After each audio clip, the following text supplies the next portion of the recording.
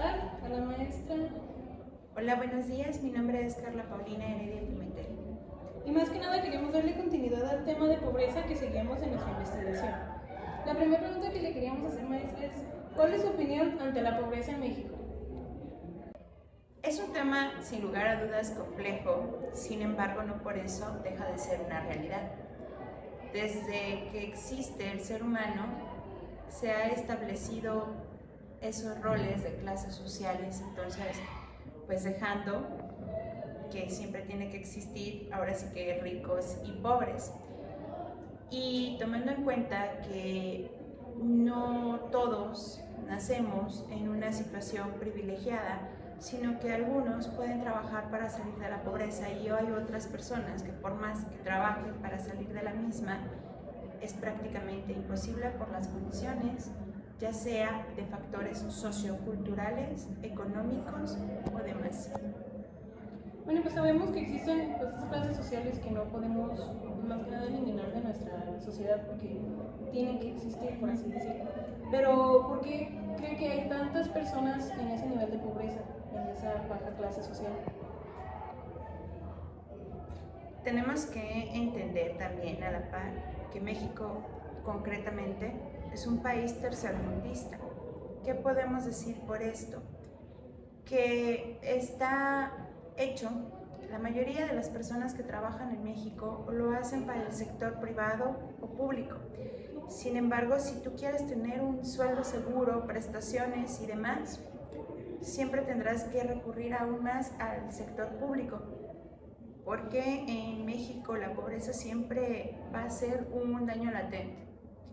Porque si lo atendemos desde un punto de vista social, debemos tener en cuenta que hay muchos factores que no lo quiero decir en un sentido peyorativo, sino que muchas personas les gusta vivir en la pobreza. No estoy diciendo que el pobre es pobre porque quiere, no, sino de que tenemos, al menos en México, un sistema paternalista.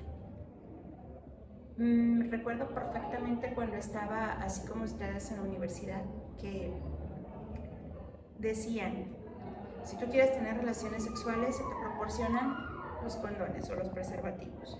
Si tú tienes un hijo, pues se te da desde el control parental hasta que puedas tenerlo sin costo en una institución. Era cuando estaba de moda el seguro popular, que implementaba el seguro popular. Si ya tuviste a tu hijo, te damos beca para que lo mantenga. Es decir, existe el paternalismo en el que muchas personas viven o sobreviven de lo que el gobierno les da. Y a la par es un negocio redondo para el gobierno, porque si yo te doy y tú vives de eso, tienes la garantía, estoy hablando de gobierno, no de colores. Bajo esta premisa, yo tengo la garantía de poderte exigir que votes por mí.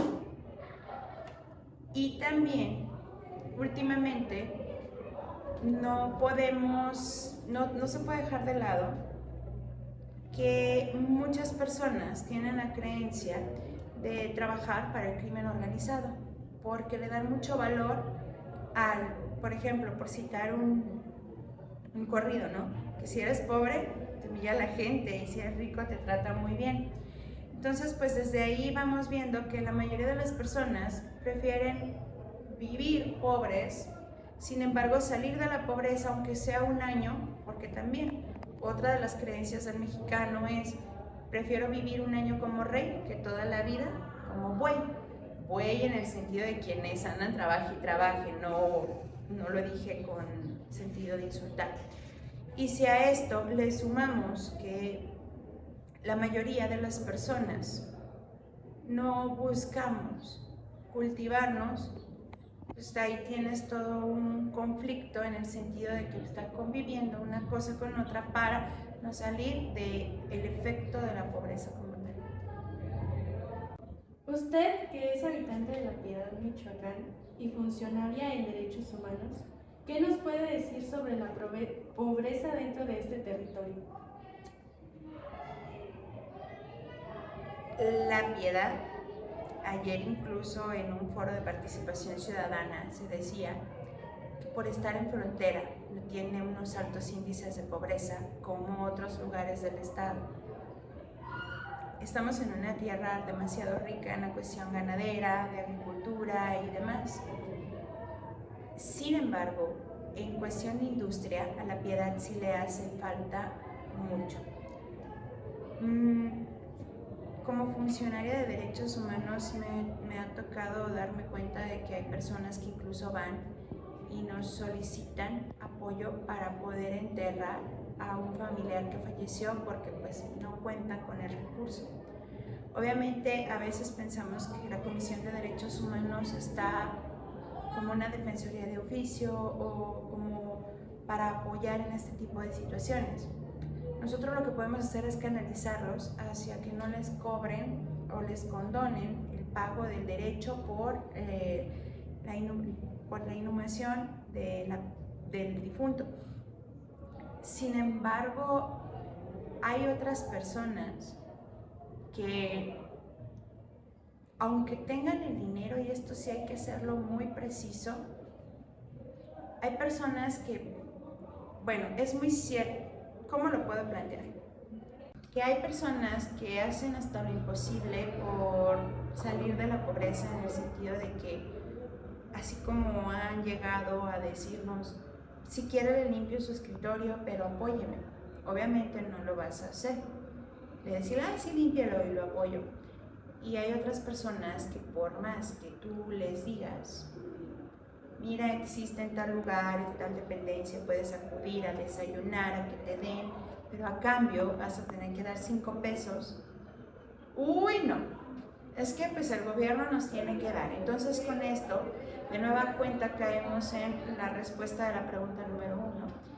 En ocasiones pensamos que el gobierno debe ser un proveedor, pero de necesidades básicas, y no siempre es así. Ahora, también es muy cierto aún que en muchas empresas aquí en La Piedad hay vacantes y a lo mejor las personas no están dispuestas a trabajar porque consideran que es muy poco el pago. Y también el sistema que tenemos por lo regular en México y en La Piedad, que no deja de ser pues ajeno, es que, por ejemplo, si nosotras 3 vivimos en la misma casa,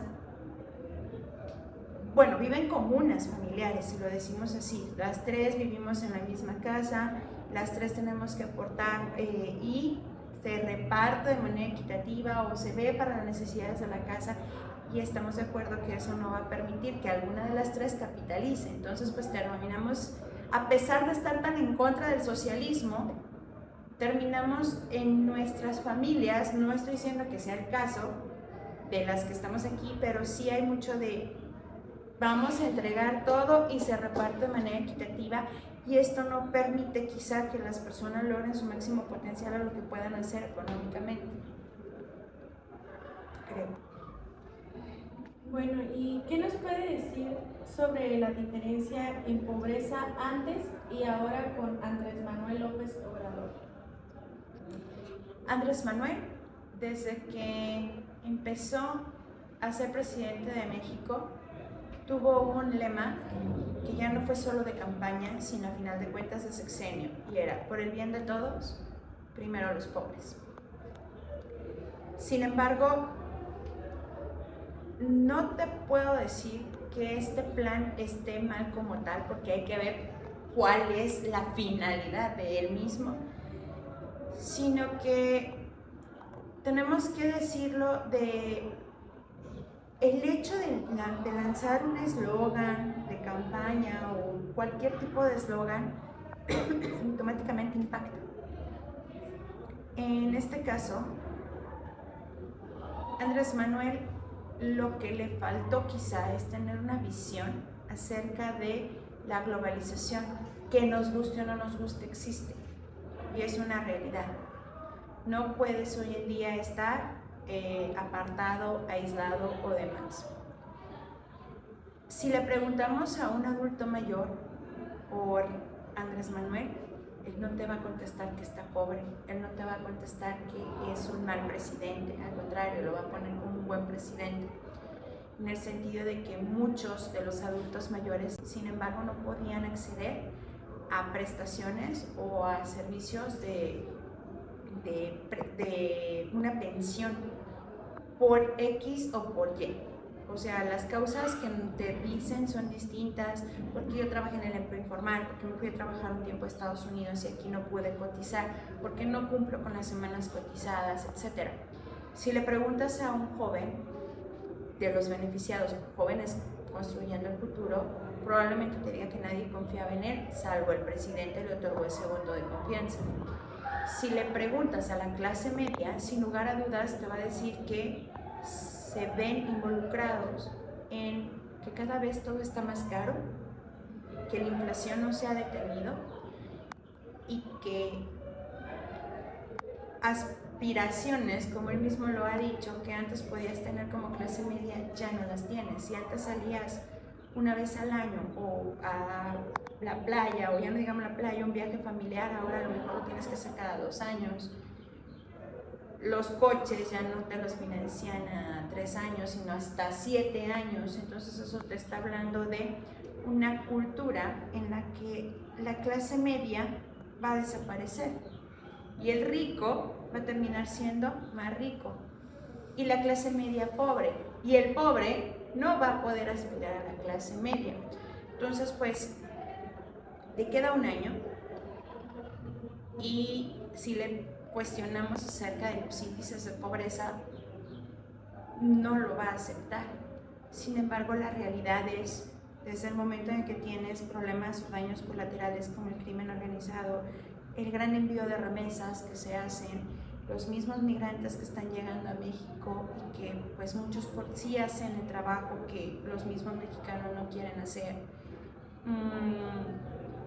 tantas cuestiones, pues sí te dicen que más que hablar de un estatus de pobreza económica, tenemos una crisis de pobreza social y de la cual difícilmente se va a poder salir si no existen elementos o parámetros que te indiquen hacer un plan nacional de desarrollo en el que las condiciones, si bien no pueden ser equitativas, tampoco se cierren a unos cuantos.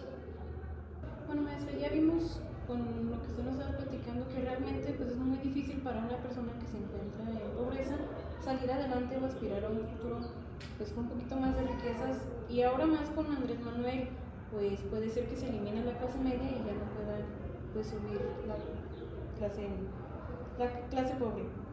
Pero más que nada, ya para finalizar eso, quiero preguntarle si usted puede dar un tipo de opinión o un consejo para todas esas personas que se encuentran en esa clase para que puedan aspirar a algo más grande. Que se alejen de las redes sociales. ¿En qué sentido? Al igual que la mayoría de las personas, pues tengo acceso a las redes sociales y me llama mucho la atención cómo en ocasiones no nos acercamos o no buscamos estar informados, sino que nos llenamos de temas de morbo. Entonces esto difícilmente nos va a llevar a crecer como país. Aparte de que también tenemos un sistema demasiado dividido. O eres bueno o eres malo, o sea, y no está mal que existan buenos y malos. El problema es que el bueno ya no es tan bueno y el malo no siempre tiene una pizca de bondad. Espero poder explicarme. Si tú le vas a invertir la cultura, sin lugar a dudas, sí te da otro paradigma acerca de cómo deberías vivir. Y lo que nosotros consumimos y nos llevamos a la cabeza sí tiene un impacto sobre nuestros pensamientos y por ende por nuestras acciones. Tan es así que vayan con unos niños de preescolar y ellos no son conscientes de que son ricos o son pobres. Por ejemplo, yo tengo 2 hijos y ellos no son conscientes de lo que a mí como mamá me cuesta ganarme el dinero.